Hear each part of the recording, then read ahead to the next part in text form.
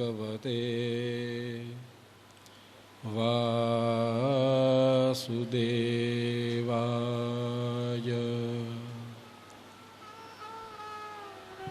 स्वस्ति श्री गणेशाय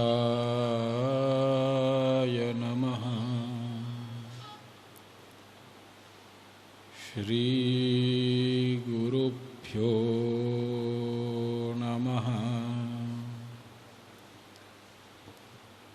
श्री वेदपुरुषाय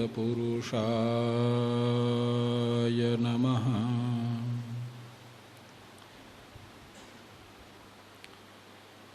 योऽन्तः प्रविश्य मम वाचमिमां प्रसुप्तां सञ्जीवयत्यखिलशक्तिधरस्वधाम्ना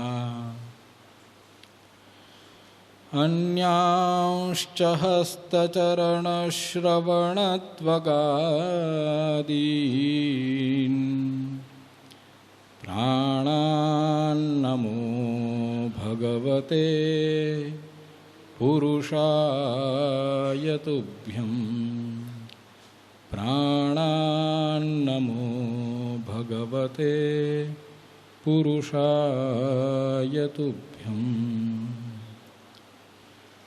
नारायणं नमस्कृत्य नरं चैव नरोत्तमं देवीं सरस्वतीं व्यासं ततो जयमुदीरयेत्। देवीं सरस्वतीं व्यासं ततो जयमुदीरयेत्।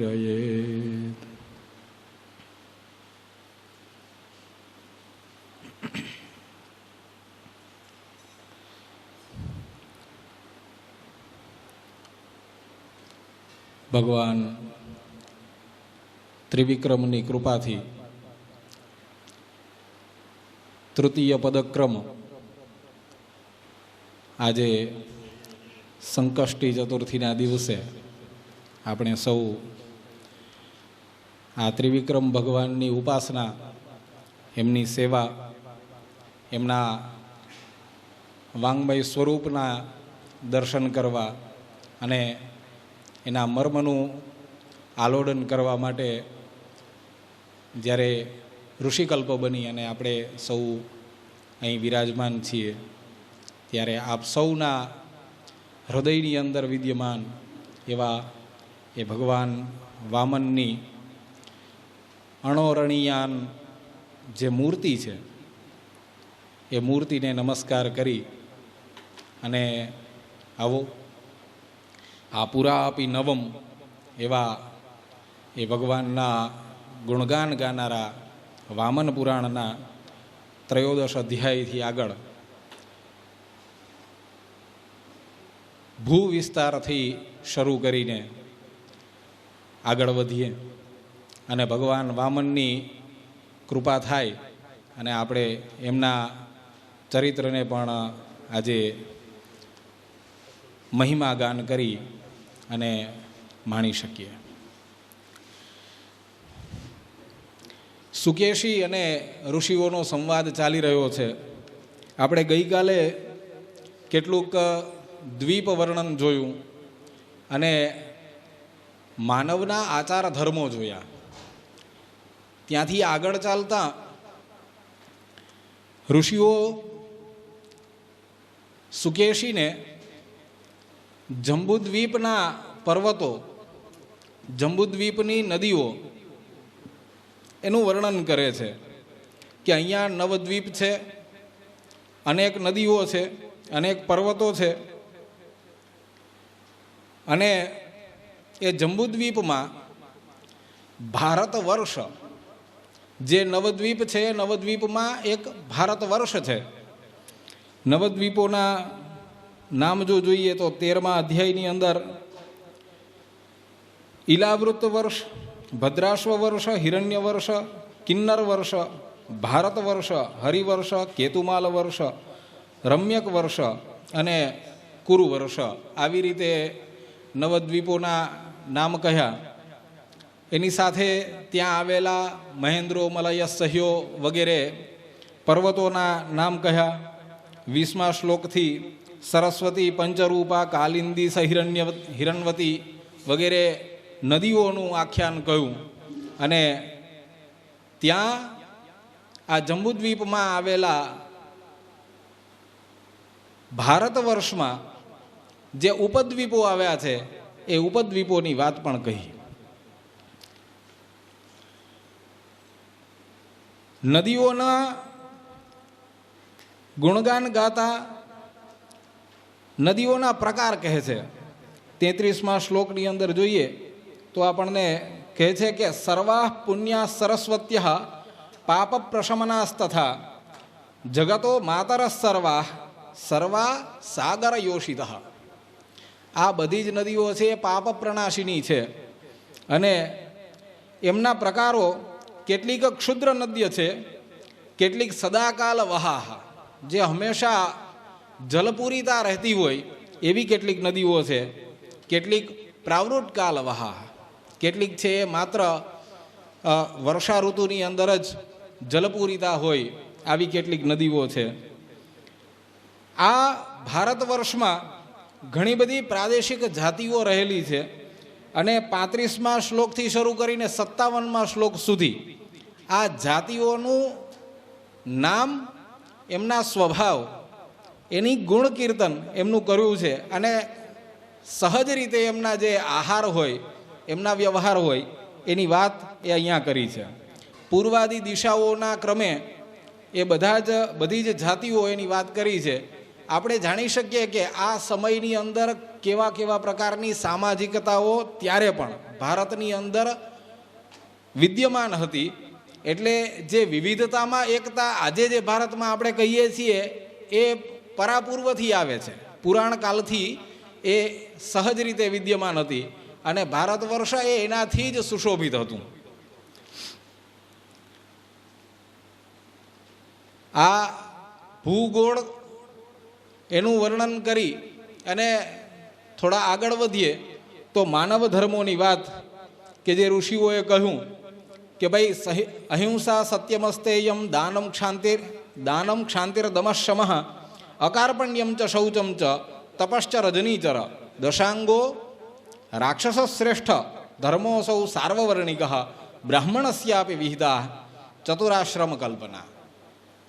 આ 14 અધ્યાયના પહેલા અને બીજા શ્લોકની અંદર સાર્વવર્ણિક ધર્મ અને બ્રાહ્મણ માટે પણ એમ કરીને વિશેષતઃ ક્યાં 10 ધર્મ અર્થાત 10 પ્રકારની ફરજો એ બધા જ વર્ણોને લાગુ પડે એની વાત કરી અને પછી વિશેષ એમાં ઊંડા ઉતારવાનું શરૂ કરે છે. કેમ કે સુકેશીએ પ્રશ્ન કર્યો છે કે મને આ ચતુરાશ્રમની વાત તમે વિસ્તારથી કહો. એટલે સર્વપ્રથમ બ્રહ્મચર્યાશ્રમની વાત, બ્રહ્મચારીના ધર્મ કેવા, એનું આચરણ કેવું હોવું જોઈએ એની વાત કર્યા પછી ગૃહસ્થની વાત સવિસ્તર કહે છે. ગૃહસ્થના જે ધર્મો છે એની વાત કરતાં 19મા શ્લોકની અંદર સદાચાર વૃક્ષની વાત કરી છે. આ સદાચાર વૃક્ષ ધર્મોસ્ય મૂલમ ધનમસ્ય શાખા પુષ્પમ ચ કામ ફલમસ્ય મોક્ષ. આ જે 4 ધર્મ, અર્થ, કામ અને મોક્ષ પુરુષાર્થ છે એ ગૃહસ્થના, માનવ માત્રના આચારના કઈ રીતે અંગ બને. તો આ ધર્મરૂપી જે વૃક્ષ છે એ વૃક્ષનું મૂળ છે. ધર્મ છે એ એનું મૂળ છે. શાખા કોણ? તો કહે છે ધન છે, અર્થ છે. કામ એ પુષ્પ છે અને મોક્ષ એ એનું ફળ છે. આપણે જે 4 પુરુષાર્થો કહીએ છીએ, 4 પુરુષાર્થોની અંદર ફલ પ્રાપ્તિ શું હોય તો કે મુક્તિ, અને એ પણ કેવી? હરિસાયુજ્યકારીની, ભગવાનના ચરણોમાં નિવાસ સ્થાન મળે એ જ આપણી અપેક્ષા હોય. આ જે સદાચાર તરહુ છે એ હે સુકેશિન સંશેવિતો યેન સ પુણ્ય ભોગતા. હે સુકેશી, જે આ સદાચાર રૂપી વૃક્ષ છે એ વૃક્ષને અપનાવે, એને પોતાની અંદર સ્થાન આપે, એવો જે હોય એ પુણ્ય ભોગતા બને છે. અહીંયાથી આગળ બ્રહ્મ મુહૂર્તથી ઉત્થાન કરી અને આ દિનચર્યા શું હોવી જોઈએ એની વાત કરે છે.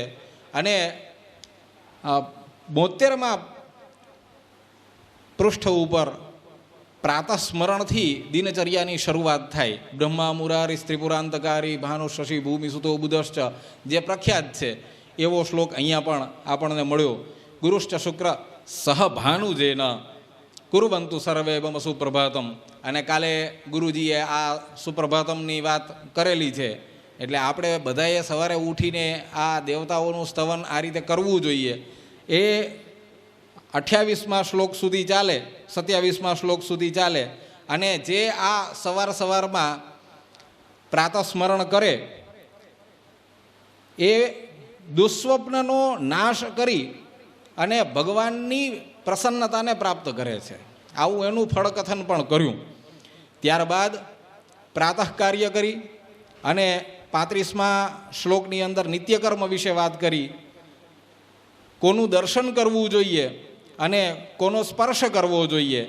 તો 36મા શ્લોકની અંદર શુભ સ્પર્શોની વાત કરી. 35મા શ્લોકના છેલ્લા ચરણથી શરૂ કરી અને 36મા શ્લોકના અંતિમ શબ્દના પહેલા સુધી. અને એ અંતિમ શબ્દથી શરૂ કરી અને 37મા શ્લોકના ત્રીજા ચરણ સુધી કેનું દર્શન કરવું જોઈએ એની વાત કરી છે. 38મા શ્લોકમાં સ્વધર્મનું આચરણ, 39મા શ્લોકમાં સત્યવચન અને સ્ત્રીનો સંગ કોનો અને ક્યારે ન કરવો એના વિશેની વાત 40મા શ્લોકમાં કરી. નિરર્થક કાર્યોનો ત્યાગ કાલે ગુરુજીએ કહ્યું હતું કે કેવા કેવા કાર્યો ન કરવા જોઈએ, 41-42 શ્લોકોની અંદર કહ્યું. અને પરધન પરદાર એના પ્રત્યે રુચિ ન દાખવવી, એનો ત્યાગ કરવો, એના પ્રત્યે કામના ન સેવવી, એના વિશે આગળના 43થી 46મા શ્લોકો સુધી વાત કરેલી છે. 48મા શ્લોકથી 54મા શ્લોક સુધી આપણને નક્ષત્રો, તિથિઓ અને એના અંતર્ગત આવતા વ્રતો વિશેની વાત કરેલી છે. એટલે આ સદાચાર ધર્મ એ શું છે અને એમાં ક્યારે કયા પ્રકારના વ્રતોનું આચરણ થાય એના વિશે પણ કાલે આપણને યોગેશભાઈ ગુરુજીએ વાત કરેલી હતી. થોડી વાત કરી. તો એ આ સ્થાલીપુલાક ન્યાયે હું જે ગુરુજી બોલ્યા છે એને તો પાછું ન બોલાય, એટલે હું એ બધું કહેતો નથી. તમે એનું ચિંતન કરજો, કેમ કે ગુરુજીએ જે કહ્યું હોય ને એનું પછી ચિંતન મનન જેમ થાય એમ એમાંથી વધારે પરિપાક મળે. 56મા શ્લોકની અંદર ક્યાં રહેવું જોઈએ અને 57મા શ્લોકની અંદર ક્યાં ન રહેવું જોઈએ આની ખાસ વાત કરી છે. 60મા શ્લોકથી શરૂ કરીને 74મા શ્લોક સુધી કયા પદાર્થો શુદ્ધ છે અને અશુદ્ધ બનેલા પદાર્થો હોય તો એ પદાર્થો કઈ રીતે શુદ્ધ થાય, એટલે પદાર્થ શુદ્ધિ કઈ રીતે પ્રાપ્ત કરી શકાય એના વિશેની સવિસ્તર ચર્ચા કરેલી છે. કયા પદાર્થો આપણે ઉચ્છિષ્ટ હોવા છતાં કેવું ઉચ્છિષ્ટ હોય તો પણ એ શુદ્ધ મનાયેલું છે, એ બધી વાત અહીંયા આ શ્લોકોની અંદર કરેલી છે. અશુદ્ધ આહાર જો થઈ જાય તો એનું પ્રાયશ્ચિત્ત એ 75 અને 76મા શ્લોકની અંદર ઉપવાસમ ત્રિરાત્રમ વા દૂષિતાન્નસ્ય ભોજને અજ્ઞાતે જ્ઞાતપૂર્વે ચ નૈવ શુદ્ધિર્વિધીયતે. જો તમે અજાણતા કોઈ કરી લો તો એની શુદ્ધિ થાય, પણ જાણીને કંઈ કરો તો એ તો પાપ છે. એટલે ભૂલનું પ્રાયશ્ચિત્ત થાય, ગુનાનું પ્રાયશ્ચિત્ત એ અઘરું છે. એટલા માટે કહે છે એટલે જાણીને કોઈ એવું પાપ કરવું નહીં. ક્યાં ન રહેવું? 80મા શ્લોકની અંદર નોદ્યાનાદૌ વિકાલેશુ પ્રાજ્ઞસ્તિષ્ઠેત કદાચન ના લપેત જનવિદ્વિષ્ટમ. અને ખાસ કહ્યું કે વીરહીનામ તથા સ્ત્રીયમ, પુત્ર વિનાની. અહીંયા જુઓ વીરહીણામ નથી લખ્યું, રસ્વઈકારવાળો વી નથી, દીર્ઘ છે. એટલે વીર એટલે પુત્ર વિનાની જે સ્ત્રી હોય તો એની સાથે, એકલી સ્ત્રી સાથે વાત ન કરવી. આ વીર શબ્દના બંને મતલબ થાય, પુત્ર અને પતિ બંને અર્થ થાય. તો એવી જે સ્ત્રી છે એની સાથે ત્યાં વાતચીત ન કરવી એમ કહે છે. ત્યારબાદ 82મા શ્લોકમાં કોને ત્યાં ભોજન ન કરવું એના વિશેની વાત કરી છે. અને ત્યાર પછીના સુકેશીના પૂછવાથી કે ભાઈ આપે આ કહ્યા કે ભાઈ સૂતિકા ષંડ માર્જાર આખું સ્વ કુક્કુટાહ પતિતા પતિતાપ વિદ્ધ પતિત અપવિદ્ધ નગ્ન ચાંડાલ અને અધમાહ. આ જે કહ્યા છે તો એ બધાના લક્ષણો એના ગુણો શું, એટલે આ એક પ્રકારની ટર્મિનોલોજી છે. અહીંયા એ આપણને એ શીખવે છે કે ભાઈ તમારે કદાચને આ પ્રકારનું આચરણ કરતા હોય તો એને આવા નામથી બોલાવી શકાય. આપણે ઘણીવાર કોઈ વ્યક્તિને કોઈ નામથી બોલાવતા હોઈએ જેને આપણે અપશબ્દ એમ કહીએ છીએ, પણ ખરેખર એ અપશબ્દ છે કે નહીં એ જાણવું જોઈએ. યથાર્થ ત્યારે થાય જ્યારે એ પ્રકારનું આચરણ કરવાવાળો વ્યક્તિ સામે હોય અને તમે એમના માટે થઈને એ શબ્દ પ્રયોજો છો. તો આ પછીથી આવતા જે શ્લોકો છે 84મા શ્લોકથી સૂતિકા ષંડ માર્જાર આખું એટલે મૂષક, તો કેને તમે ઉંદર કહી શકો એમ, આ કેને કહી શકાય, ષંડ કોને કહી શકાય, શ્વાન કોને કહી શકાય, આ બધા મનુષ્યો છે. હા, એના માટે થઈને વપરાતી આ સંજ્ઞાઓ છે. એટલે હું એમ કહું છું આ ટર્મિનોલોજીસ છે. આને ત્યાં ભોજન ન કરવું એમ કે તો આપણે કંઈ ઉંદરને ઘેરે જમવા નથી જવાના, પણ ઉંદર નામની સંજ્ઞા ધરાવનાર કોણ, તો ત્યાં ભોજન ન થાય. એવી રીતે શ્વાન નામની સંજ્ઞા ધરાવનાર કોણ, તો ત્યાં ભોજન ન થાય. તો એ દરેકના ગુણલક્ષણો અહીંયા આપ્યા છે કે કોણ આનાથી ઓળખાય. તો આ 96મા શ્લોક સુધી આ રીતે છે. ગણકસ્ય નિષાદસ્ય ગણિકા ભિષજોસ તથા કદર્યસ્યાપી શુદ્ધ્યેત ત્રિરાત્રો પોષિતો નરહ. કદાચ ને આમને ત્યાં ભોજન થઈ જાય કે ભાઈ ગણક, આમ ગણક એટલે જ્યોતિષ એવો અર્થ અહીંયા કર્યો છે, પણ ગણક એટલે ખરેખર જોવા જઈએ તો ક્લાર્ક પણ કહી શકાય. હા, ગણક એટલે જે ગણતરી કરતો હોય એ, તો વધારે પડતી ગણતરી તો હિસાબની જ કરતો હોય ને. હા, તો કેશિયર છે. આટલું કથાની અંદર એ રાખ્યું. ભગવતીએ મહિષાસુરનો ઉદ્ધાર કર્યો, એને વધ ના કહેવાય, એટલે એનો ઉદ્ધાર કર્યો. અને અહીંયા લખ્યું છે કે 20મા અધ્યાયનો છેલ્લો શ્લોક, આખું ચરિત્ર એમનું છે ને આપણે એના માટે જો આખી શિબિર કરી હોય તો મારે એ ના કહેવાય. એટલે હું ખાસ અને મુખ્યને ગૌણ મુખ્ય યોહો મુખ્ય કાર્ય સંપ્રત્યય, એટલે તો અહીંયા એ લખે છે સંસ્તુયમાના સુરસિદ્ધ સંગૈ નિષણ્ણભૂતા હરપાદમૂલે. ભગવતી એ હરના ચરણની અંદર લીન થઈ ગયા, પણ એ લીન થતાં પહેલાં દેવતાઓને વચન આપીને લીન થયા છે કે જ્યારે જ્યારે પણ તમને કોઈ આપત્તિ આવશે તો ત્યારે ઇથમ યથા યથા બાધા દાનવોત્થા ભવિષ્યતિ તદા તદાવતીર્યાહમ કરીશ્યામ યરિસંક્ષયમ. એવી વાત અહીંયા પણ ભગવતીએ વચન આપ્યું અને વચન આપી અને લીન થયા છે. એટલે જેમ ત્યાં ભગવદ્ ગીતાની અંદર યદા યદા હિ ધર્મસ્ય છે, એવી રીતે અહીંયા ભગવતીએ આપેલું વચન છે. તો આવું ભગવાને અને ભગવતીએ સજ્જનોને દેવતાઓને આવું વચન વારંવાર આપ્યું છે, અને એટલે જ એ ઉજળા છે. અને તોય માનવો ક્યારેય પણ હખણા રહે નહીં પાછા. નારદજીએ કહ્યું કે હે પુલસ્ત્ય, તમે મને દેવીની બીજી જે ઉત્પત્તિ એટલે બીજા જે અવતારો છે એની પણ કથા કહો. એટલે આ 21મા અધ્યાયની અંદર દેવીના શુંભના વધવાળું ચરિત્ર ને એની વાત કરે છે, પણ એની અંદર વચ્ચે કેટલીક બીજી પણ કથા આવી જાય. આ બીજી કથા છે ને એની થોડીક વાત બહુ સંક્ષેપની અંદર જોઈ લઈએ કે એમાં કેવી રીતે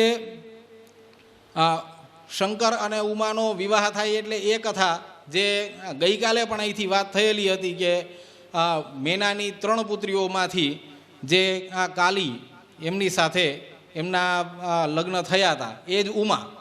એમનું ઉમા એવું નામકરણ પણ ત્યારે થયું તસ્માદ ઉમાખ્યામ સુમુખી જગામાં, જે કુમાર સંભવની સાથે આનું સીધું કનેક્શન છે. એ હું આવું કહી શકાય, એટલે આમાંથી સીધો એ અર્થ મળે જ છે એમ. એવું કે ભગવતી એવું નક્કી કર્યું કે આપણે હવે આમને જ પ્રાપ્ત કરવા. અને જે પૂર્વજન્મમાં સતી હતા એમણે ભગવાન શિવજી સાથે ત્યારે વિવાહ થાય એ માટે તપ કર્યું હતું. જે ગઈકાલે ગુરુજીએ અહીંયા બેસીને કહ્યું હતું કે અહીંયા આપણને શિવ અને રુદ્ર આવી બંને ભૂમિકા, બંને સ્વરૂપ જોવા મળે છે. એ આ અધ્યાયના 10મા શ્લોકની અંદર ટાંકેલું છે. સચાસીદ દેવસેનાનિર દૈત્ય દર્પ વિનાશન શિવરૂપત્વમાસ્થાય સૈનાપત્યમ સમુત્સૃજત. જે પહેલાં રુદ્ર રૂપે હતા અને ત્યારે એ આ બધા દેવતાઓના સેનાની હતા, એ ભગવાન રુદ્રએ હવે શિવ સ્વરૂપ લીધું. એટલે હવે આપણે કોઈ ઝઘડા કરવા નથી, કોઈ યુદ્ધ કરવા નથી, અને માત્ર કલ્યાણ કરવું છે. આ રીતે એ ભગવાને શિવરૂપ લીધું. અને ત્યારે એમના અને ઉમા દ્વારા જે સંતાન થાય એ સ્કંદ, એનાથી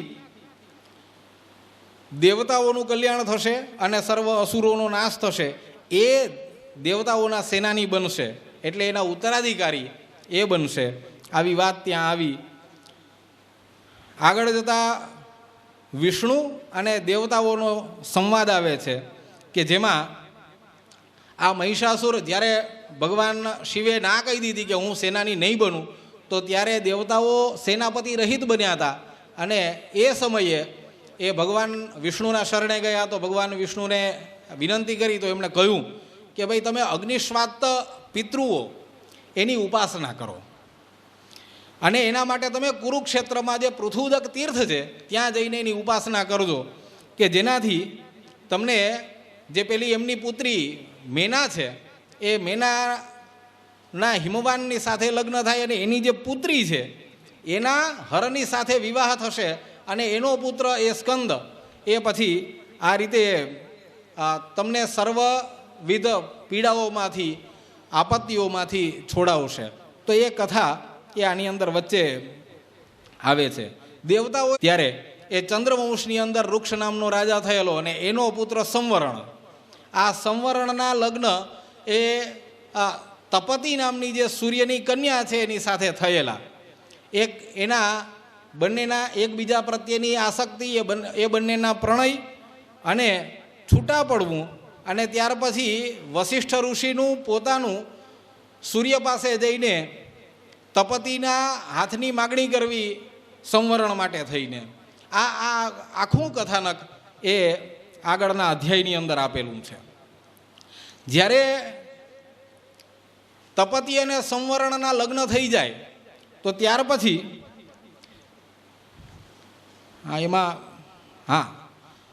તપતી અને સંવરણ એ બંનેના લગ્ન થઈ જાય, એનાથી કુરુ નામનો પુત્ર ઉત્પન્ન થાય.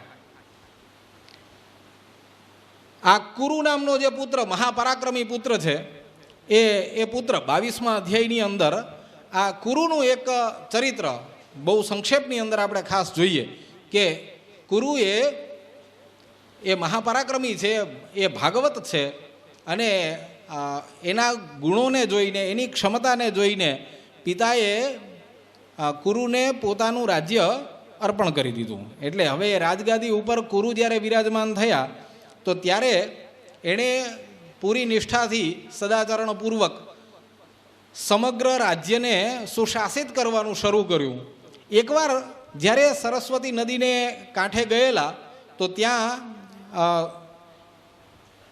બહુ મોટું એક હ્રદ એમણે જોયું, અને ત્યાં એમણે સ્નાન કર્યું. ત્યાં સમંત પંચક નામની વેદી, એ તીર્થ છે, ત્યાં એ ગયા. આ સમંત પંચક નામની જે વેદી હતી ત્યાં આના વિશેની વાત જેવી ભગવાને કરી એવું તરત દેવતાઓએ પૂછ્યું કે આ સમંત પંચક શું છે. એટલે એ સમંત પંચકની વાત ભગવાને કહી કે ભાઈ પ્રયાગ એ મધ્યવેદી, ગયા પૂર્વવેદી, જગન્નાથપુરી એ દક્ષિણ વેદી, પશ્ચિમ વેદી પુષ્કર ક્ષેત્ર છે, અને અવ્યય એવું જે સમંત પંચક છે એ ઉત્તરવેદી છે. આમ 5 અલગ અલગ તીર્થો એ સમગ્ર આ ભારત વર્ષની અંદર પુણ્યક્ષેત્ર ગણાયેલા છે. એ 5 વેદીઓની વાત, જ્યાં ભગવાન પોતે સ્વતઃ બિરાજમાન છે, એની વાત કરી. એમાં જે આ ઉત્તરવેદી તરીકે રહેલ એવો જે સમંત પંચકનો ભાગ છે, ત્યાં કુરુ રાજાને એવું મન થયું કે હું અહીંયા મનોરથોની ખેતી કરીશ. અને એણે જે મહાધર્મ એવા જે અષ્ટાંગ ધર્મ છે, આ અષ્ટાંગ ધર્મ કહ્યો છે. તપ, સત્ય, ક્ષમા, દયા, શૌચ, દાન, યોગ અને બ્રહ્મચર્ય. આ અષ્ટાંગ ધર્મની હું અહીંયા ખેતી કરું. આવું જ્યારે એણે નક્કી કર્યું અને ખેતી કરવાનું શરૂ કર્યું તો ઇન્દ્રએ પહેલાં એનો ઉપહાસ કર્યો કે તમે બીજ ક્યાંથી લાવશો. એટલે કીધું કે બીજ તો આ મારું શરીર એ બીજ. આ જ વાત પાછું જ્યારે ઇન્દ્ર એનો ઉપહાસ કરતાં કરતાં જતા રહ્યા ત્યારે ભગવાન વિષ્ણુ પોતે એની પરીક્ષા કરવા માટે આવ્યા. અને જ્યારે એ ખેતી કરતા હતા 7 કોષ સુધી એ ખેતી કરતા હતા. તો આ ખેતી કરતા હતા ત્યારે ભગવાને કહ્યું કે ભાઈ તમે શું કરો છો. તો કે હું મહાધર્મો જે આ અષ્ટાંગ ધર્મ કહ્યો એની ખેતી કરું છું, જે જગત કલ્યાણ માટે છે. એટલે ભગવાને કહ્યું કે બીજ ક્યાંથી લાવશો. તો કે મારા શરીરમાં છે. ભગવાન કે એક કામ કરો, તમે બીજ મને દેતા જાઓ અને તમે ખેડ કરતા રહ્યો, હું બીજ વાવીશ.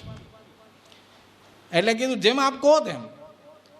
એટલે ભગવાને કીધું કે પહેલાં તમારો હાથ આપો. એટલે એક હાથ લીધો, પછી બીજો હાથ લીધો. ભગવાને એક એક અંગ લેતા ગયા અને એના સેંકડો ટુકડાઓ કરી નાખ્યા અને એ દેવતાઓમાં વહેંચી દીધા. ત્યાર પછી એમના બંને ઉરુઓ લીધા અને અંતે જ્યારે આ બધું વહેંચાઈ ગયું ત્યારે અંતે એનું મસ્તક કુરુ રાજાએ અર્પણ કર્યું. કુરુની આ મહાનતા કે જેનાથી આ કુરુક્ષેત્ર બન્યું છે. આને આમ જોઈએ તો આ એક કથા, પણ આની અંદર ભગવાનને એણે શું આપ્યું. પોતાના 2 હાથ આપ્યા, પોતાના 2 ઉરુઓ આપ્યા અને પોતાનું મસ્તક આપ્યું. આનાથી અર્થ શું થાય. પોતાની ક્રિયાશક્તિ સમસ્ત આપી દીધી. બંને હાથ, બંને ઉરુઓ આપ્યા એટલે સમસ્ત પ્રકારના સુખ ઉપભોગો હતા એ બધા જ આપી દીધા. અને પોતાનું મસ્તક આપી દીધું એટલે મન આપી દીધું, બુદ્ધિ આપી દીધી, વાણી આપી દીધી, ક્રિયાશક્તિ, આત્મશક્તિ, સર્વસ્વ અર્પણ કર્યું, પોતાનો અહંકાર આપી દીધો. આ જ્યારે કરીએ ત્યારે ભગવાન પ્રસન્ન થાય. ભગવાન વિષ્ણુ પ્રસન્ન થયા અને ભગવાને કીધું કે તમે માગો. અને ત્યારે કુરુ રાજાએ એવું કહ્યું કે જે ક્ષેત્રની અંદર હું આ સદ્ધર્મની ખેતી કરું છું એ આખું ક્ષેત્ર કુરુક્ષેત્ર, ત્યાં જે આવે એણે ગમે એવા પાપ કર્યા હોય એ બધા પાપમાંથી એ મુક્ત થાય. અહીંયા આવનારા દરેક પ્રકારના પાપમાંથી મુક્ત થવા જોઈએ. આવી રીતે એણે ભગવાન પાસેથી માગણી કરી. દરેક ક્લેશમાંથી મુક્ત થાય, દરેક પ્રકારના ઉપતાપમાંથી એને શાંતિ પ્રાપ્ત થાય અને અંતે આપનું શરણ પ્રાપ્ત થાય. તો આ માગણી બધા પોતાના માટે માગતા હોય ત્યારે આ જગત કલ્યાણાય માગે છે. એટલે આજે એ કુરુક્ષેત્રનો આ મહિમા છે. એ પહેલાં બ્રહ્મરથ તરીકે ઓળખાતું, પછી રામક્ષેત્ર તરીકે ઓળખાતું અને આ કુરુ રાજાના થયા પછી એ કુરુક્ષેત્ર તરીકે ઓળખાય. મને ઘણા સમયથી એ પ્રશ્ન થતો રહેતો કે આપણે કુરુ વંશ તરીકે જેને જાણીએ છીએ, પણ એ કુરુ રાજાએ એવું શું કર્યું કે જેનાથી એ વંશનું નામ કુરુ વંશ પડ્યું. અને એનો જવાબ મને અહીંયા મળ્યો હતો. મહાભારત વાંચવાની શરૂઆત કરી હતી તો ત્યાં પણ ખાલી એવું કહી દીધું હતું કે સોમવંશની અંદર કુરુ નામનો એક મહાપ્રતાપી રાજા થયો, પણ એ કેમ થયો, એણે એવું શું કર્યું એની વાત ત્યાં મહાભારતમાં લખેલી નથી. અને એનો જવાબ અહીંયા મળ્યો હતો. મહાભારતની અંદર શરૂઆતમાં આ 200મો વંશમાં કુરુ નામનો રાજા થયો ત્યાંથી શરૂ થાય. એના નામથી આ કુરુ વંશ છે અને પછી એનું ચરિત્ર શરૂ થાય. તમે પહેલાં આદિ પર્વની અંદર શરૂ કરો તો ત્યાંથી જ મળશે. એટલે આ સમાધાન એ પુરાણોની અંદર રહેલા છે. તો આવા મહાપ્રતાપી, મહાપ્રભાવી અને મહાન પુણ્યશાળી એવા એ રાજા કુરુ, એની આ કથા છે. એનાથી એ કુરુક્ષેત્ર એવું નામ પડ્યું. અને અહીંયાથી ખરેખર જોવા જાવ ને તો શ્યામભાઈએ જે તીર્થોની વાત શરૂ કરી હતી એ તીર્થોની વાતની શરૂઆત અહીંથી થાય છે. એ કુરુક્ષેત્રની યાત્રાની શરૂઆત અહીંથી થાય છે.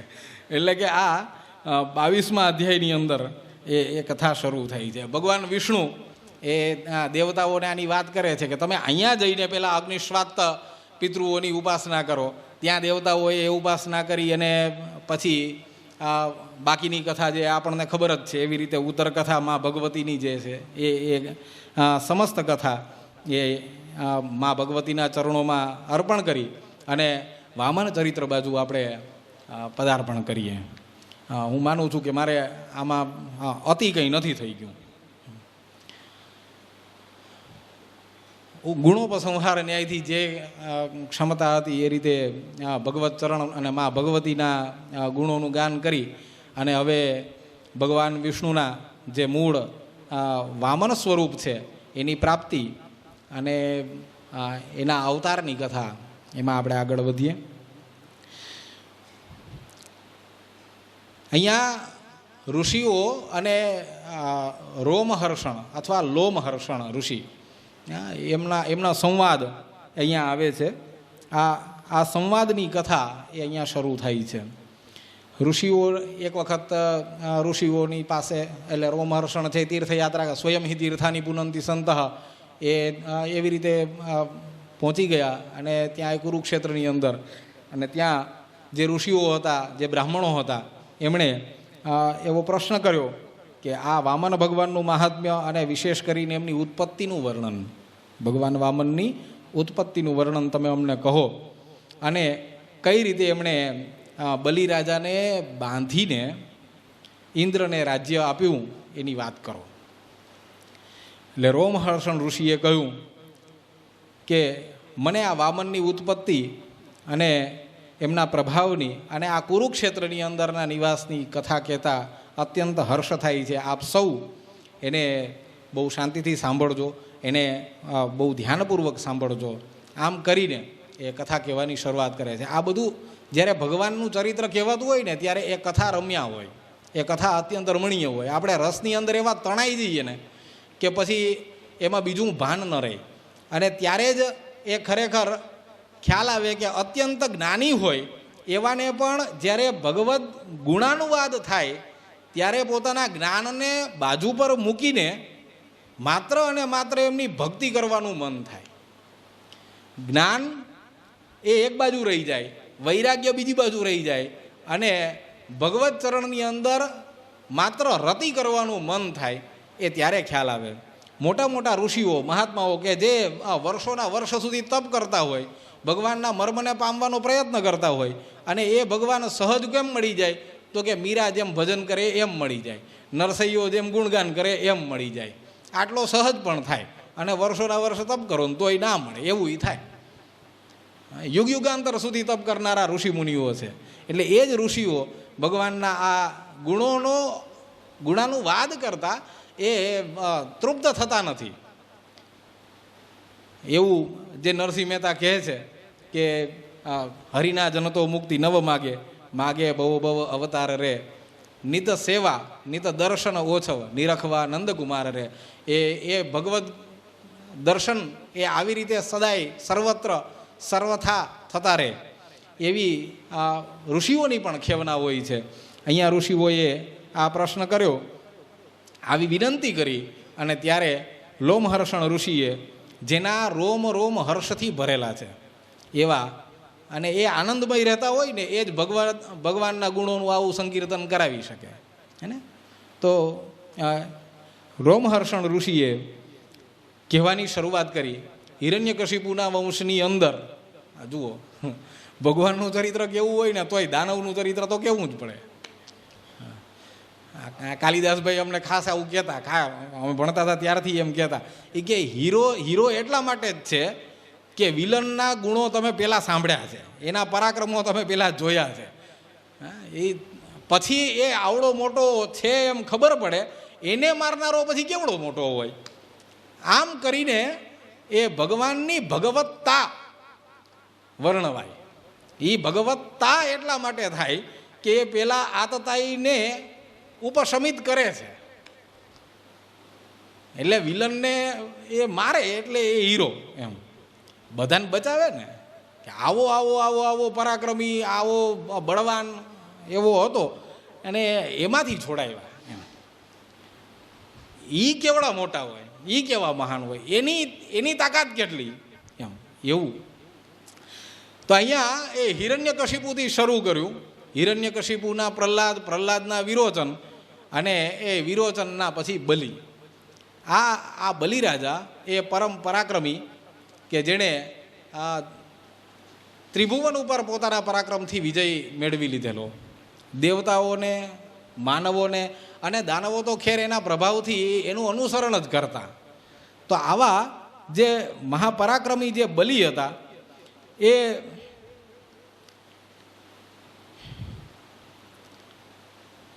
બલિરાજા સર્વત્ર પોતાના પરાક્રમથી પોતાના ધર્મની પતાકા ફેલાવતા. એમણે એ ફેરાવી દીધી અને કહે છે કે અગ્નિમાં આહુતિ આપવામાં આવે તો એનું ફળ દાનવોને મળે, એનું ફળ દાનવોને મળે. આવી કથા એ શતપથ બ્રાહ્મણની અંદર, જે આપણે વૃત્રાસુરની ત્યાર પછીના ક્રમશઃ છેટ પુરાણો સુધી આવે એમ જે કથા જોયેલી છે. પણ મૂળ શતપથ બ્રાહ્મણની અંદર જે કથા કહેલી છે એમાં આમ વાત કરી કે ભાઈ અગ્નિ અને સોમ આ બંને દેવતાઓ માટે થઈને મુખ્ય ગણાયેલા છે. સોમ દ્વારા આહુતિ આપવામાં આવે તો એ દરેક દેવતાઓને પુષ્ટ કરનારી બને, અને અગ્નિમાં આહુતિ આપવામાં આવે અગ્નિર્વૈ સર્વાહા દેવતા અને સોમો વૈ સર્વાહા દેવતા, આમ બંનેની વાત કરેલી છે. અને અગ્નિર્વૈ દેવાના મુખમ આ પણ વાત કરી. તો એ જે શતપથ બ્રાહ્મણની અંદર કહ્યું કે એ જ્યારે અગ્નિને અને સોમને પેલો વૃત્રાસુર પોતાની અંદર આવૃત્ત કરી લે તો ત્યારે બધા પ્રકારની શ્રી, બધા પ્રકારની વિદ્યા, બધા પ્રકારનું અન્નાદ્ય એ બધું વૃત્રાસુર પાસે સ્વતઃ જતું રહે. અને જ્યારે ઇન્દ્ર એ બંનેને મનાવીને પોતાની બાજુ લઈ આવે ત્યારે પાછું ઇન્દ્ર પૂર્વવત આ સોમ અને અગ્નિ થકી ઇન્દ્રત્વ પામે. તો આ જે મૂળ વેદની કથા છે, જે બ્રાહ્મણ ગ્રંથોની કથા છે, એમાં જે રીતે એ કહ્યું હતું કે ભાઈ એના દ્વારા જે આપવામાં આવે અથવા તો એમાં જે આપવામાં આવે છે એ એને પહોંચે જેને ઉદ્દેશીને અપાયેલું હોય, તો દાનવોને પહોંચતું. અગ્નિ દ્વારા જે આહુતિ આપવામાં આવે તો એનું ફળ દાનવો, એટલે દાનવો પુષ્ટ થતા. આટલો બલિનો પ્રભાવ હતો. બલિ બળવાન હતો અને આટલો પ્રભાવી હતો. એ બલિ એનાથી ત્રસ્ત થયેલા દેવતાઓ એ બ્રહ્માજી પાસે ગયા. ત્યાર પછી બ્રહ્માજીને આગળ કરીને કશ્યપ મુનિ પાસે ગયા અને એ બધાએ ભેગા થઈને ભગવાનની પાસે જઈ અને વિનંતી કરી કે અમને આ બલિના ત્રાસમાંથી છોડાવો, કેમ કે આ પ્રકૃતિ વિરુદ્ધ છે. પ્રકૃતિના તત્વો એટલે દેવતાઓ. જો પ્રકૃતિની અંદર જે દુષ્ટ તત્વ ગણાયેલું હોય અથવા તો પ્રકૃતિના જે પોષણયુક્ત ન હોવા જોઈએ એવા તત્વો પુષ્ટ થઈ જાય તો પ્રકૃતિની ગરિમા એ ઝંખવાણી પડે અને એનો વિકાસ રૂંધાઈ જાય. અને એટલા માટે દેવતાઓ એ ભગવાન પાસે જાય છે. ભગવાન પાસે જઈને વિનંતી કરે છે કે અમને આ બલિના ત્રાસમાંથી મુક્ત કરો અને ફરીને અમને અમારું મૂળ જે વૈભવ છે, મૂળ જે દેવતાપણું છે એ અમને પ્રાપ્ત કરાવો. અહીંયા આ 24મા અધ્યાયની અંદર શરૂઆતમાં જ આ વાતનો જાણે કે પ્રશ્ન કરતા હોય એવી રીતે ઋષિઓએ એ પૂછ્યું છે કે આપ અમને કહો કે દેવતાઓએ એવું શું કર્યું કે જેનાથી પ્રભાવિત થઈ અને દૈત્ય પરાજિત થયા અને ભગવાને વામનનું સ્વરૂપ ધારણ કર્યું હતું. એટલે રોમહર્ષણજીએ કહ્યું કે આ એ મેરુ પર્વત ઉપર રહેલ એવું જે પોતાની માતાનું અદિતિનું ઘર હતું ત્યાં ગયા અને અદિતિની પાસે આપણે કહીએ ને ક્ષુધા તૃષાર્તા જનનીમ સ્મરંતી, એવી રીતે છેલ્લે માના શરણમાં અદિતિના શરણમાં ગયા. ઇન્દ્ર આદિત્ય ગણાય, અદિતિનો પુત્ર એટલે આદિત્ય. તો એ અદિતિના પુત્ર છે, અદિતિ પાસે ગયા અને ત્યાં જઈ અને એમને વિનંતી કરી કે અમે તો તમારા શરણે આવ્યા, કેમ કે અમે સ્વર્ગથી ચ્યુત થયેલા છીએ. એટલે અદિતિએ કહ્યું કે જો આવી વાત હોય તો તમે સંપૂર્ણ મરુદગણોની સાથે જઈને એ બલિને તમે નથી મારી શકતા. એટલે હે સહસ્રાક્ષ, યુદ્ધમાં કેવલ હજારો જેના મસ્તક છે એવા વિષ્ણુ જ એ આને પરાજિત કરી શકે. આમ તો બલિને એ વરદાન હતું કે જ્યાં સુધી એ બ્રાહ્મણનો દ્વેષ ન કરે, જ્યાં સુધી એ ગુરુ આજ્ઞાનું ઉલ્લંઘન ન કરે ત્યાં સુધી એને કોઈ હરાવી ન શકે.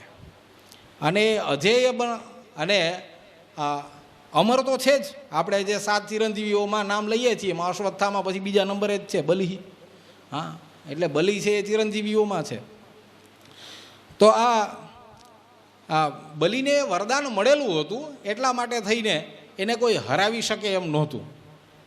એને માં ભગવતીની કૃપા પણ હતી. ભગવતીના આ મહાત્મ્યની અંદર તમે જુઓ તો ત્યાં ભગવતીએ એને એ વરદાન આપેલું છે.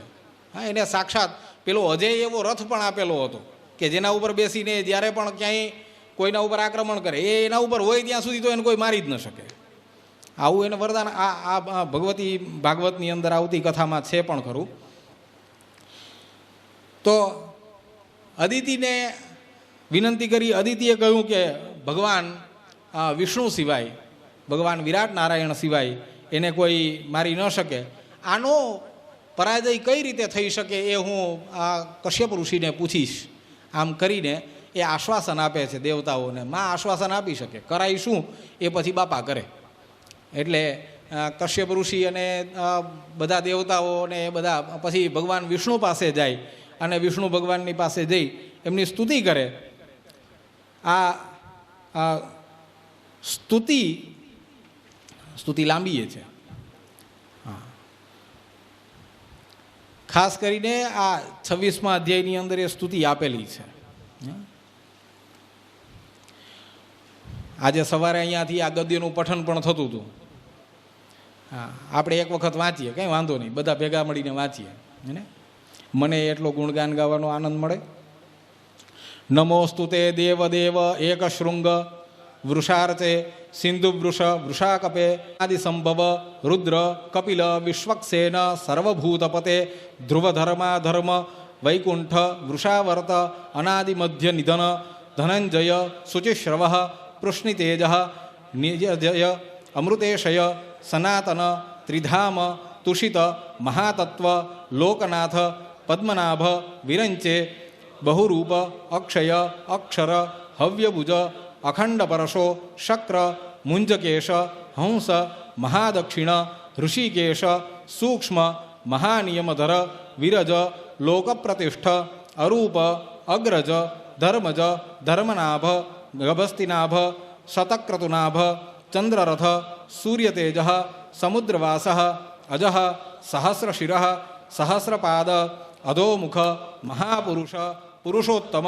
સહસ્રબાહો સહસ્રમૂર્તે સહસ્રાસ્ય સહસ્રસંભવ સહસ્રસત્વમા ત્વામાહુઃ પુષ્પહાસ ચરમ ત્વમેવ સ્વૌષટ વષટ્કારમ ત્વામાહુરગ્ર્યમ મખેષુ પ્રાશિતારમ સહસ્રધારમ ચ ભૂશ્ચ ભુવશ્ચ સ્વશ્ચ ત્વમેવ વેદવેદ્ય બ્રહ્મશય બ્રાહ્મણપ્રિય ત્વમેવ દ્યૌરસી માતરિશ્વાસી ધર્મોસી હોતા પોતા મંતા નેતા હોમ હેતુસ્ત્વમેવ અગ્ર્ય વિશ્વધામ્ના ત્વમેવ દિગ્ભિ શુભાંડ ઇજ્યોસી સુમેધોસી સમિદસ્ત્વમેવ મતિર ગતિર્દાતા ત્વમસી મોક્ષોસી યોગોસી સૃજસી ધાતા પરમયજ્ઞોસી સોમોસી દીક્ષિતોસી દક્ષિણાસી વિશ્વમસી સ્થવિર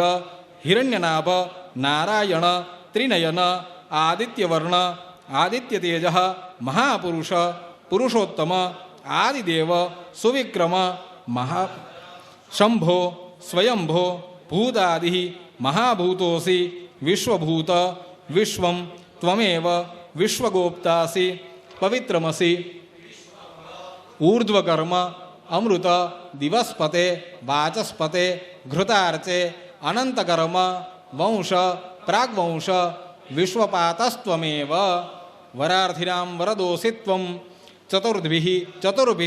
ચતુર્ભિશ્ચ દ્વાભ્યામ પંચભિરેવ ચ હૂયતે ચ પુનર્દ્વાભ્યામ તુમ. અહીંયા તુભ્યમ એવું જોઈએ. હો, તુભ્યમ હો.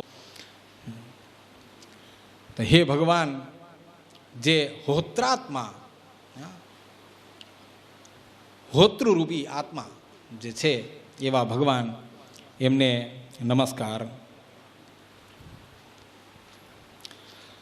લોમહર્ષણ ઋષિ કહે છે, કે આ પ્રમાણે જ્યારે કશ્યપ ઋષિએ ભગવાન વિષ્ણુની ઉત્તમ પ્રકારે સ્તુતિ કરી તો ત્યારે ભગવાન પ્રસન્ન થયા અને એમણે દેવતાઓને એવું કહ્યું કે આપ માગો, જે તમારા મનમાં હોય એવું ઈચ્છિત વર હું આપ સૌને પ્રદાન કરીશ.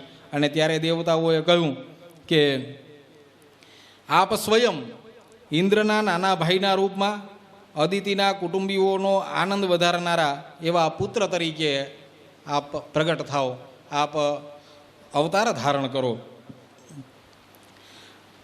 વરની યાચના કરવાવાળી આવી દેવમાતા અદિતિએ પણ ભગવાનને પુત્ર પ્રાપ્તિ માટે થઈ અને પોતાની અભિલાષા પ્રગટ કરી. ત્યારે ભગવાને એમને બધાને આ વરદાન આપ્યું, આ રીતે આશ્વાસન આપ્યું અને કહ્યું કે આપ આપના સ્થાનમાં સૌ પધારો.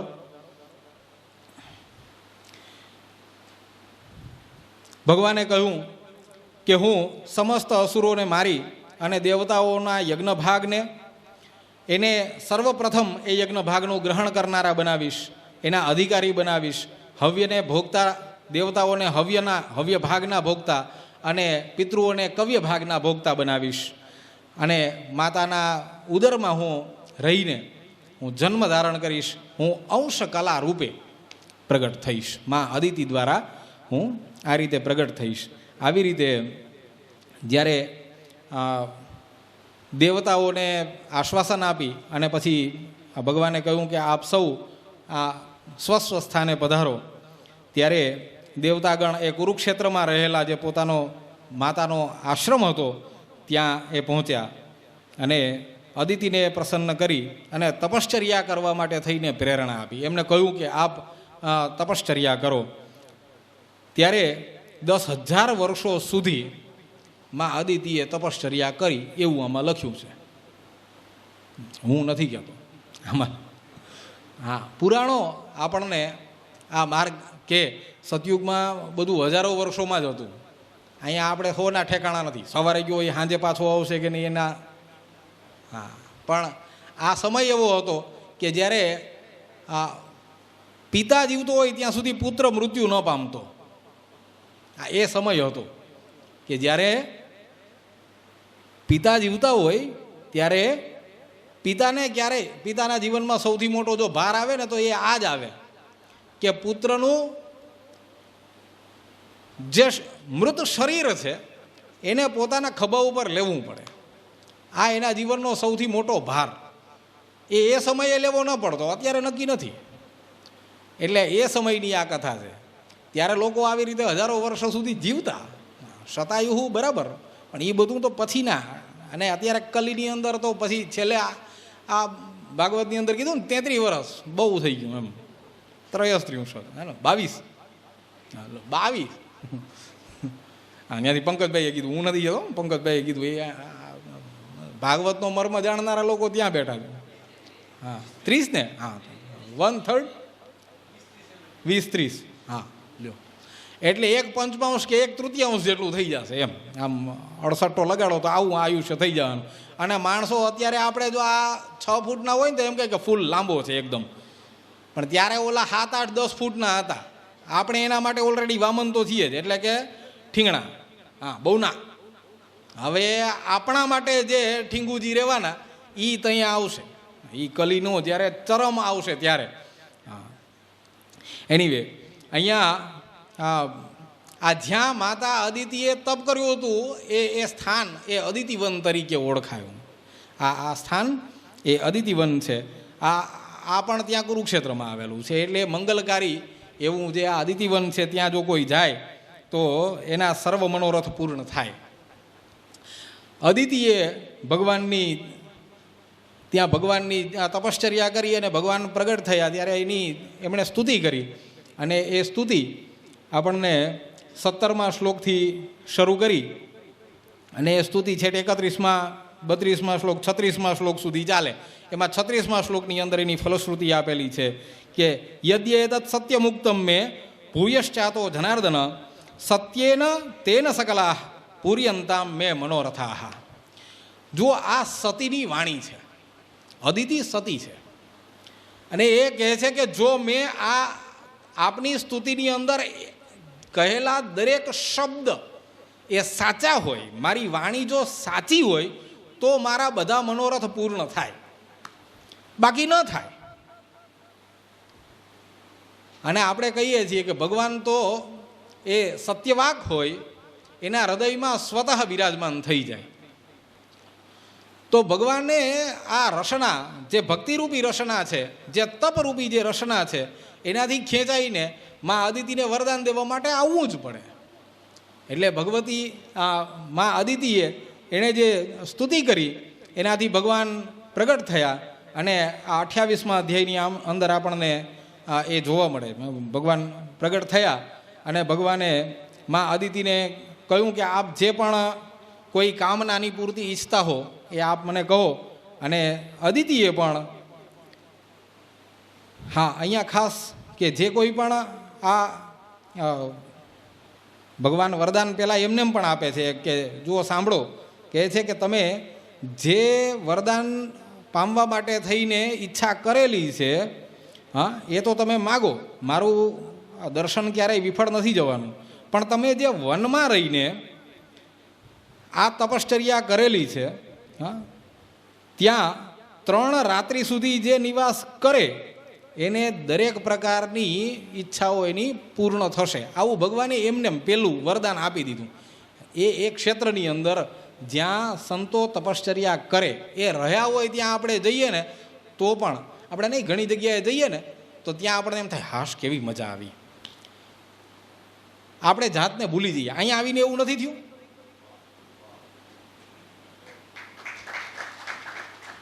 આમાં કેટલાને ઘર યાદ આવે? સાચું કહેજો. ના આવે. રાજુભાઈએ અહીંયા જે રીતે આમ ભલે હાલો, એ પાછા એમ કે તમે મારું નામ શું કામ લીધું, એટલે એમ કહો ચાલો નિમિત્ત બનીને એમણે અહીંયા એમના દ્વારા પરમાત્માએ અહીંયા જે આ બધી ગોઠવણ કરાવી છે, આ જે રીતે આ માતૃવત, પિતૃવત અને આચાર્યવત ત્રિધા, એમાં એ ત્રિધા છે. એ દરેક રીતની અહીંયા જે વ્યવસ્થા છે એમાં શું ખૂટે? શું ખૂટે? અને ત્રિરાત્રિ એ ઓછી નથી ને. રાત્રિ એમાં એ 3 છે, અહીંયા એ 3 છે. હરિહરી બધી કામનાઓ પૂર્ણ થાય. અહીંયા જે ત્રિરાત્રમ નિવસે એની પણ બધી જ કામનાઓ પૂર્ણ થાય. આ એ જ અદિતિ વન છે, જ્યાં તમે મા અદિતિનું સ્મરણ કરો એટલે એ અદિતિ વન. આનું સ્મરણ કરવાથી પણ સર્વ પાપમાંથી મુક્ત થવાય. ત્યાં જ લખ્યું, હું નથી કહેતો, એમાં લખ્યું છું. એ જ કહે છે, જે માનવ આ સ્થાનમાં 5, 3, 2 કે 1 બ્રાહ્મણને શ્રદ્ધાપૂર્વક જો ભોજન કરાવે તો એને ઉત્તમ ગતિ પ્રાપ્ત થાય. યદ બ્રાહ્મણસ્ય મુખતશ્ચરતોનું ઘાસમ તુષ્ટસ્ય મય્ય વહિતેર નિજ કર્મ પાકઈ. એ ભગવાનનું મુખ છે, એનાથી ભગવાન પ્રસન્ન થાય. મા આદિત્યએ કીધું કે આપ મારા પુત્ર બની અને ઇન્દ્રને એનું રાજ્ય પ્રાપ્ત કરાવો. જુઓ, મા અદિતિ જ્યારે માગે છે મારા પુત્રને આપો એમ કરીને, કે એને અપાવો એમ કરીને જ્યારે એ માગે છે ને ત્યારે એક સ્પષ્ટતા કરે છે. તમે જુઓ, એ બહુ સ્પષ્ટતા કરીને કહે છે કે ભાઈ આ હું મારા માટે, કે મારો દીકરો છે એટલા માટે નથી કહેતી. એની બહુ સ્પષ્ટ વાત છે કે આ મારો દીકરો છે એટલે હું પક્ષપાત કરીને તમે એને બચાવો એમ નથી કહેતી. આ એનો હક છે અને એને પ્રાપ્ત થવો જોઈએ, એટલે હું તટસ્થતાથી એના હકની માગણી કરું છું. આ જુઓ, આ 8મા 9મા શ્લોકની અંદર આ વાત લખેલી છે. એ હું એનો હક માગું છું, એટલે યાચના નથી. જે એને પ્રાપ્ત થવું જોઈએ, જે એનો એ અધિકારી છે, એ અધિકારથી એને વંચિત કરવામાં આવેલ છે, એના પ્રત્યે અન્યાય થયેલો છે, એટલા માટે હું આપને એમ કહું છું કે આપ એને એનો અધિકાર પ્રાપ્ત કરાવવા માટે થઈને મારી પાસે મારા પુત્ર થઈને પધારો. આવી માં હોય કે જે વિશ્વ કલ્યાણ માટે થઈને આ કાર્ય કરો એમ કહેનારી હોય, ત્યાં ભગવાનને આવવાનું મન થાય. પાણીપુરી ખાવા વાળા ત્યાં ના આવે હે ને. દરરોજ ઓલો શાકભાજી લેવા ગયા હોય ત્યાં તમે જોજો ને, ત્યાં સૌથી વધારે ઊભા હોય આ બધા હે ને. એ એટલે જ ઊભા હોય, એને ખબર છે કે આ અહીંયાથી 10 રૂપિયા 10 રૂપિયા દઈને જ જાય, શાક ઓછું લેવાય, ઓલા બધાને વધારે વકરો હોય. પણ એની મા અદિતિ કે જે પુણ્ય શ્લોકમાં એની ગણતરી કરી શકાય એવી મા અદિતિ છે. દેવતાઓની મા બનવું એ સહેલું નથી, અને દેવતાઓએ દેવતા રહેવું હોય તો મા અદિતિ જેવીની કુખેથી જન્મ લેવો પડે. હા, એટલે અને તો એ માં ત્યારે તટસ્થ રહીને એનો પક્ષ લે.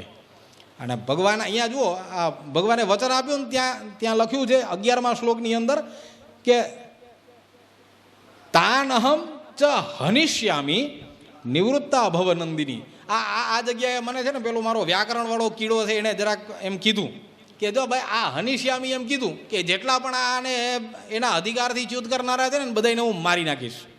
આનો સીધો અર્થ તો એ જ થાય ને, હનિષ્યામી એટલે મારી નાખીશ. અને બલીને ક્યાં માર્યો? બલીને તો માર્યો નથી. તો પણ હન હિંસા અને ગત્યો બે અર્થ છે. આપણે રૂઢિથી એક જ અર્થને સ્વીકારી લીધો,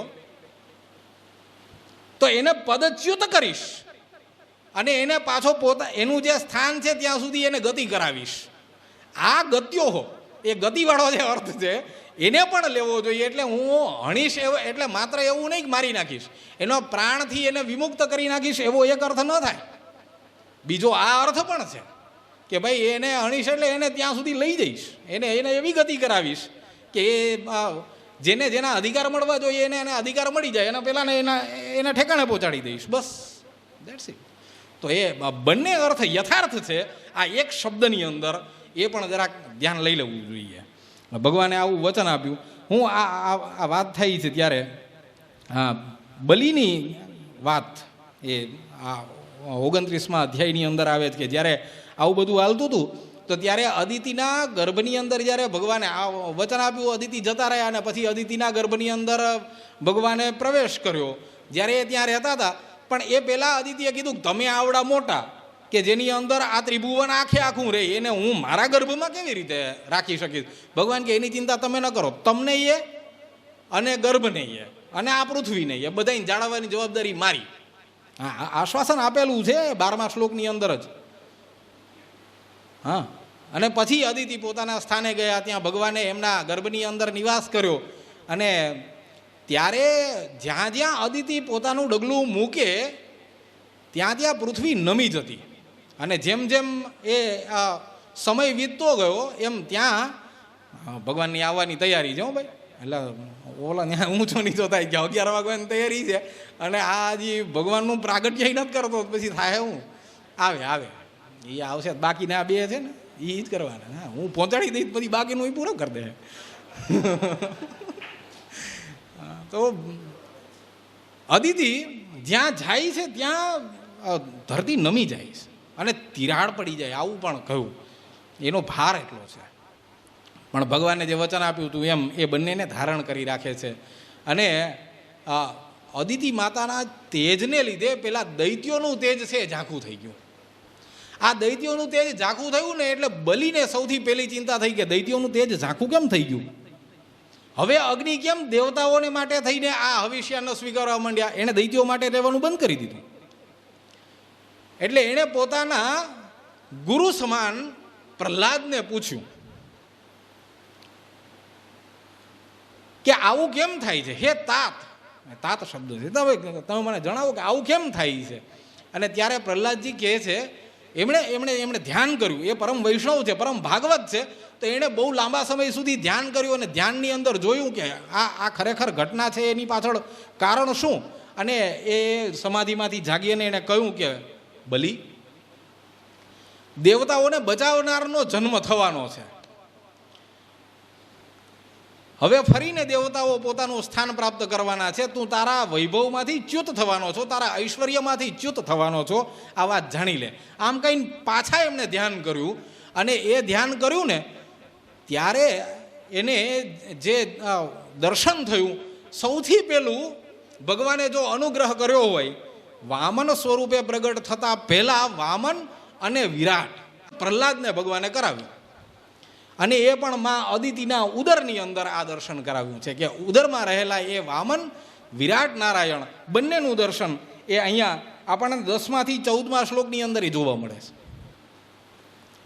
અધ્યાય 29મો પાના નંબર 34 અને એમાં આપણને પ્રહલાદને જે વિશ્વરૂપ દર્શન કરાવ્યું ભગવાને, ઉદરસ્થ ગર્ભસ્થ એવા ભગવાને, એ અહીંયા છે. અને એવા એ ભગવાનની પછી પ્રહલાદજીએ 20મા શ્લોકથી લઈને 27મા શ્લોક સુધી સ્તુતિ કરી છે. આ સ્તુતિ ભગવાનની કરી અને ત્યાં સામે પેલા બલિ હજુ પેલા એનો પ્રશ્ન લઈને બેઠા છે. એટલે કે આ હરિ છે કોણ? તમે વિચારો, જેનાથી તમારે બીવું પડે આમ કરીને. એટલે પેલો ગુસ્સે થઈ ગયો, હું આવો મહાપરાક્રમી ત્રિલોક વિજેતા, મારી પાસે આવડા મોટા દૈત્યો છે, હું એનાથી એને હમણાં હણી નાખીશ. અને પ્રહલાદજી ગુસ્સે થઈ ગયા. પ્રહલાદજી કહે કે તું મારા ઉપાસ્ય એવા દેવતાને આ રીતે નિંદા કરે, તું એનો દ્રોહ કરે? તું જાણી લે કે તારો પિતા વિરોચન એટલે કે તારો ગુરુ અથવા તારો પિતા બંને, એ જો વિરોચન છે એનો ગુરુ હું, એનો પિતા હું, તો મારો પિતા અને મારો ગુરુ એ આ નારાયણ છે અને એનો તું દ્રોહ કરે છે. અને ત્યાં જાણે પોતાના મૂળ સ્વભાવથી થોડાક દૂર થઈ ગયા હોય એવી રીતે કે ભગવતી માયા એ એના ઉપર વ્યાપી વળી હોય એમ પ્રહલાદજીએ બલિરાજાને અહીંયા શાપ આપ્યો. અહીંયા જુઓ એ લખ્યું છે કે બલિરાજાને એવો શાપ આપ્યો. એ છે 30મા અધ્યાયની અંદર, 30મા અધ્યાયની અંદર. ના ત્યાં તો એ મનાવે છે. અહીંયા 45માં 44ની અંદર તો આ પેલી વાત કરે છે. અને ત્યાંથી 45મા શ્લોકની અંદર કહે છે, નિંદામ કરોશી તસ્મિં સ્વમ કૃષ્ણે ગુરુ ગુરોર ગુરૌ તસ્માત યસ્માત તસ્માદ ઇહૈવત્વમ ઐશ્વર્યાદ ભ્રંશમેષ્યસી. આ મેં કહ્યું ને કે એને વરદાન હતું કે જ્યાં સુધી એ પોતાના ગુરુજનોનું બ્રાહ્મણોનું એનું અપમાન ન કરે ત્યાં સુધી એને કોઈ હરાવી શકે નહીં. અને આ એને પેલો શાપ મળ્યો, ગુરુજનોનું અપમાન કર્યું. અને એ પોતાના અને આમ તો બધા બલિને લાગુ પડે. આપણા બધાની અંદર ક્યાંક ને ક્યાંક એક બલિ છે. એ બધાને આ લાગુ પડે કે જે જ્યાં સુધી ગુરુદ્રોહ ન કરે ત્યાં સુધી એ ઉન્નતિ પ્રાપ્ત કરતો રહે. જ્યારે એ ગુરુદ્રોહ કરે, જેવી એ ગુરુમાંથી નિષ્ઠા ચ્યુત થાય એવો માણસ પોતાના પદ ઉપરથી ચ્યુત થાય. એટલે આ દરેક બલિએ જાણી લેવા જેવું છે, દરેક ઇન્દ્રએ પણ જાણી લેવા જેવું છે કે એણે પણ જ્યારે બૃહસ્પતિનો દ્રોહ કર્યો ત્યારે એ પણ પોતાના પદ ઉપરથી ચ્યુત થયો. એટલે આ દરેક શિષ્યને લાગુ પડતી વાત છે. દરેકે આ ધ્યાન રાખવું જોઈએ. જે ગુરુનો દ્રોહ કરે એને પછી ગુરુ એની કૃપાથી વંચિત કરી દે. જે કારણથી જગદગુરુની તે નિંદા કરી અને મારી આટલી પણ તે અપેક્ષા ન રાખી, એટલે હું તને શાપ આપું છું, બલી તું તારા આ રાજ્યમાંથી ભ્રષ્ટ થઈ જાજે, એનાથી તું દૂર થઈ જાજે, એનાથી વંચિત થઈ જાજે. એટલે બલીએ તરત જ એની ક્ષમા માગવાનું શરૂ કર્યું કે આ મારી ભૂલ થઈ ગઈ. અને ભગવાને પ્રહલાદજીએ 30મા અધ્યાયની અંદર એ વાત કરી કે ભાઈ મને એ ક્યાંક આ ભગવાનની માયાને લીધે ક્યાંક મોહ થઈ ગયો કે હું મારા મૂળ સ્વભાવથી ચ્યુત થઈ ગયો હતો અને તને આ રીતે કહેવાઈ ગયું. એટલે એ પણ એ ક્ષણિક હોય, સંતોનો ક્રોધ છે ને એ બહુ ક્ષણિક હોય એવું કહે છે. મેં બહુ ઘણા બધા મહાનુભાવોના મોઢે સાંભળ્યું કે ભાઈ તમે પાણીમાં લાકડી મારો અને પાણી જેટલી વાર જુદું રહે એટલો ક્રોધ રહે, એનાથી વધારે રહે નહીં. એટલે ક્ષણાર્ધની અંદર એ પાછું ભેગું થઈ જાય એવી રીતે ક્રોધ જતો રહે. અને અહીંયા એ પ્રહલાદજીને પણ આ રીતે એ ક્રોધ શાંત થઈ ગયો અને કીધું કે ના તું ભગવાનની ભક્તિ કર, હવે તું મૂળ ઠેકાણે તારું આવી ગયું છે તો હું તને આ માર્ગ આપું છું કે તું એ ભગવાનની ભક્તિ કરવા માંડ. એટલે ત્યાર પછીથી બલિરાજા છે એ પરમ ભાગવત બનવા માંડ્યા છે. ભગવાન કે જે અદિતિના ઉદરમાં રહેલા છે એની ત્યાર પછી 18મા શ્લોકથી લઈને 31મા શ્લોક સુધી એ વામન ભગવાનની સ્તુતિ એ બ્રહ્માજીએ કરી છે. એ બ્રહ્માજીની સ્તુતિની વાત એ ત્યાં આવે છે. ત્યાર પછી ભગવાન પ્રગટ થાય છે અને અહીંયા એ સૌ પ્રથમ વામનાકૃતિ એમ કહીને એ ભગવાન પ્રગટ થાય છે. હા, ભગવાન જે પ્રગટ થયેલા ભગવાન એને કોણે શું આપ્યું એની વાત એ અહીંયા 33મા શ્લોકથી આપ્યું છે. બ્રહ્માજીએ આ કૃષ્ણ મૃગચર્મ આપ્યું, બૃહસ્પતિએ યજ્ઞોપવીત આપી, અને બ્રહ્મપુત્ર મરીચીએ પલાશ દંડ આપ્યો, વસિષ્ઠએ કમંડલું, અંગિરાએ રેશમી વસ્ત્ર, પુલહએ આસન, પુલસ્ત્યએ 2 પીળા વસ્ત્ર આપ્યા. ઓમકારથી યુક્ત એવા જે વેદ છે, શાસ્ત્ર છે, સાંખ્ય છે, યોગ છે, દર્શનોની ઉક્તિઓ છે, એમણે એમનું ઉપસ્થાન કર્યું. આમ બધા ભગવાન વામનની ગરિમાને વધારવા માંડ્યા. આવા જે પૂર્ણતયા અલંકૃત છે એવા બોલીએ વામન ભગવાન કી જય. આ ભગવાન વામન એ બલિના યજ્ઞમાં ગયા અને ત્યાં જઈ અને એમણે સંક્ષેપમાં જો કહીએ તો બલિરાજા પાસે 3 પગલાં પૃથ્વીની યાચના કરી. એની સાથે ત્યાં આમાં કહે છે કે એ જેમ એક ડગલું ભરે ને એમ પૃથ્વી નમવા માંડે. એની સાથે સાથે પેલા બૃહસ્પતિજી જાય છે એનું માર્ગદર્શન કરવા માટે કે આ બાજુ બલિના યજ્ઞ બાજુ લઈ જવા માટે.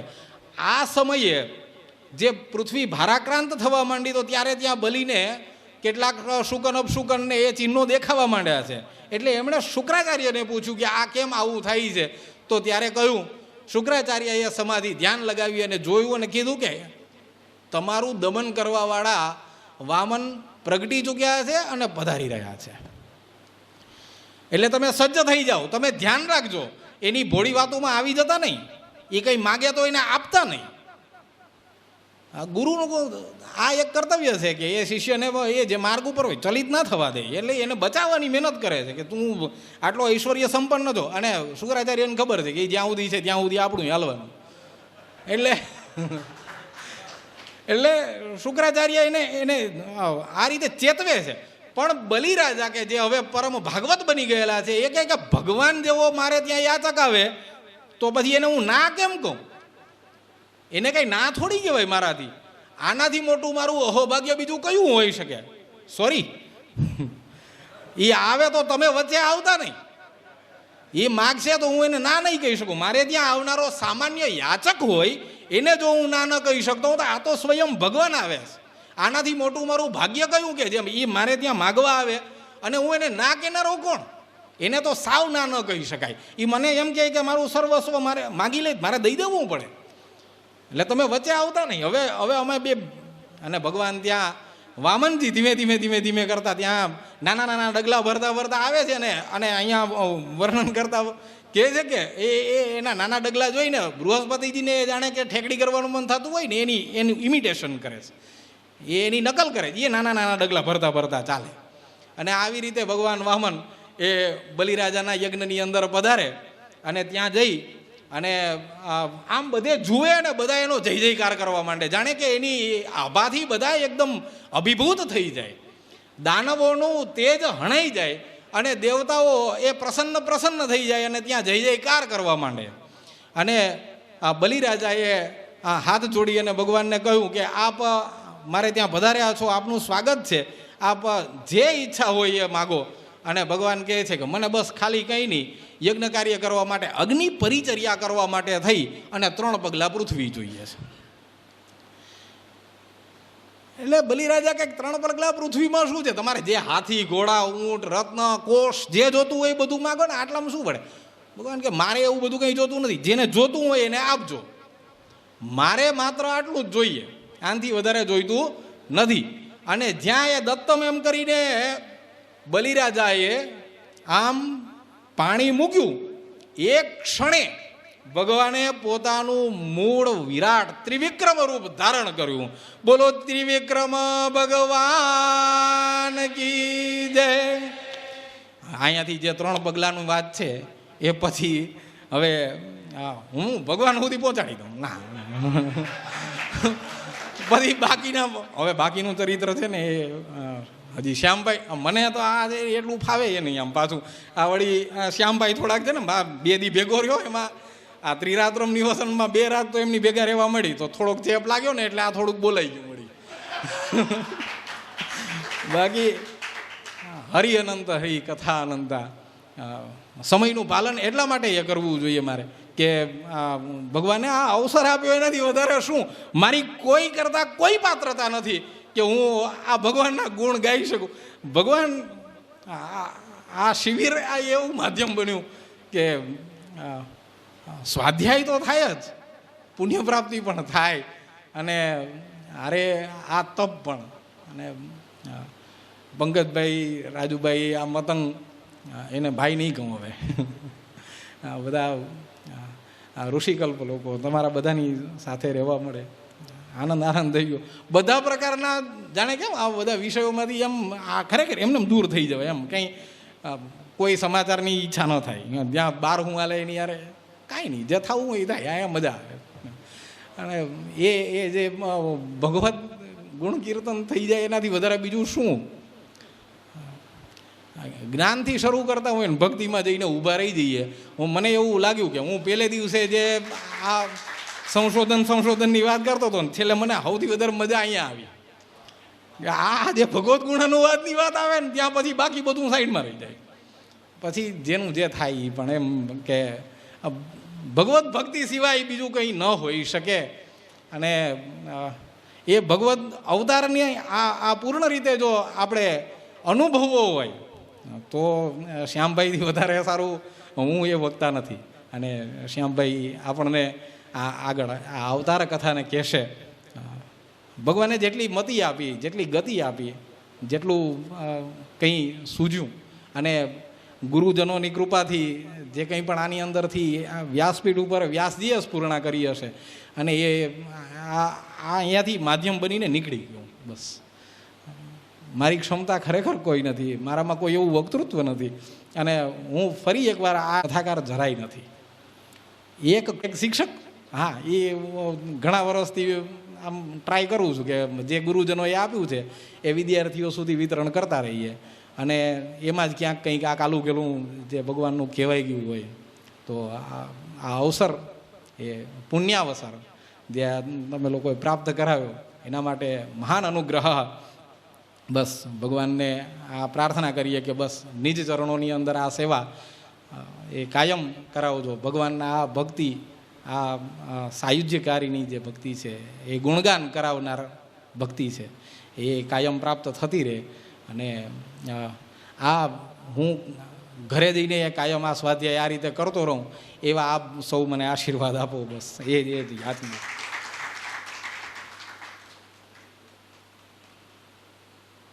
બોલીએ શ્રી ભગવાન કી જય.